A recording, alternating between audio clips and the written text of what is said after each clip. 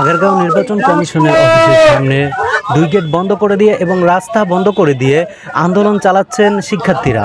তাদের দাবি মেনে নেওয়া না পর্যন্ত তারা রাস্তা ছাড়ছে না, এটা জানিয়েছেন। তাদের দাবি হচ্ছে 2022-এ একটি চাকরির সার্কুলার দিয়ে তাদের রিটেন পরীক্ষা নেওয়া হয় এবং রিটেন পরীক্ষায় যারা টেকে তাদেরকে দ্বিতীয় পরীক্ষার জন্য অপেক্ষা করতে বলা হয়। সেই থেকে এই পর্যন্ত 2025 অপেক্ষা তারা করেই যাচ্ছে, তাদের দ্বিতীয় আর কোনো রেজাল্ট জানানো হচ্ছে না।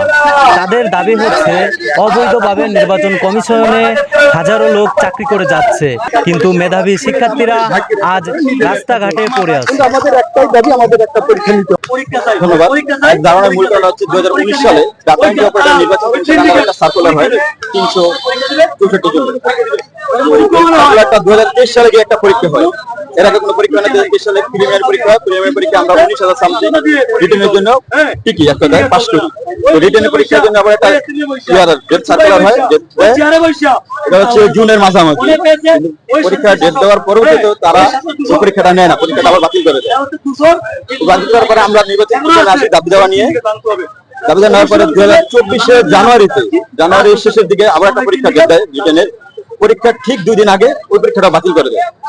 তো আমরা চাচ্ছি যে পরীক্ষাটা নেই, আমরা মেধাবীরা চাকরিটার সুযোগ পাই। তবে আমরা একটা গোপন সূত্রের মাধ্যমে জানতে পারি যে এখানে আউটসোর্সিং এ প্রায় 900+ লোক কাজ করতেছে নির্বাচন কমিশনের আন্ডারে। যারা অধিদপ্তরের নিজস্ব আত্মীয় স্বজন, তারা মামা, ভাগিনা, চাচা, কাজিন, এরকম তারা নিজস্ব মানে নিয়োগ প্রক্রিয়া ছাড়া কিভাবে তারা এখানে চাকরি করে, অথচ আমরা পরীক্ষা দেওয়ার পরও এখানে সুযোগ পাচ্ছি না। এই জিনিসটা তুলে ধরে আমি দাবি জানাচ্ছি। ধন্যবাদ। এখানে রাস্তা আটকে রাখছেন, এটা কি এই দাবি নিয়ে?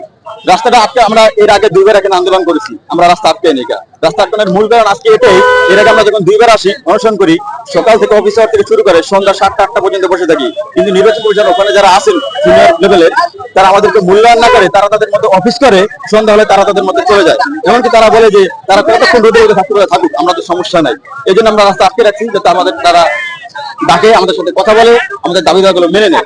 না বলে বা না কথা বলে তাহলে আমাদের যে লেখা আছে সাইনবোর্ডে দেখতে পাচ্ছেন, আমরা অনুসরণে আছি। যতক্ষণ পর্যন্ত আমাদের দাবি দেওয়া না মেনে নেবে ততক্ষণ পর্যন্ত আমরা রাস্তায় অবস্থান করবো।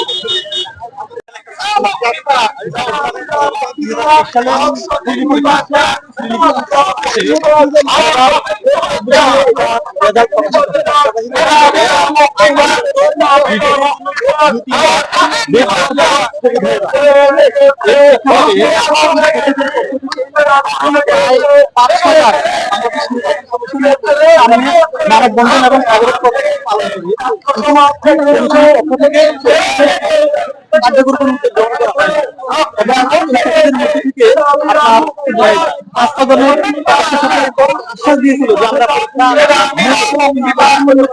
সেটা বলছেন আবেদন যে সালের দীর্ঘ প্রায় 5 বছর হয়ে গেছে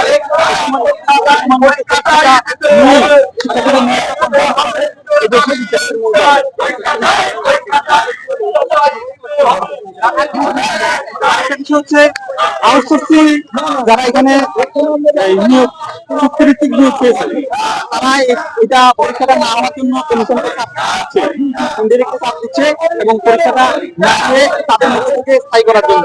তাদের মধ্যে স্থায়ী করা হয় তাহলে তো যারা শিক্ষার্থীদের এখান থেকে গেছে তারা তো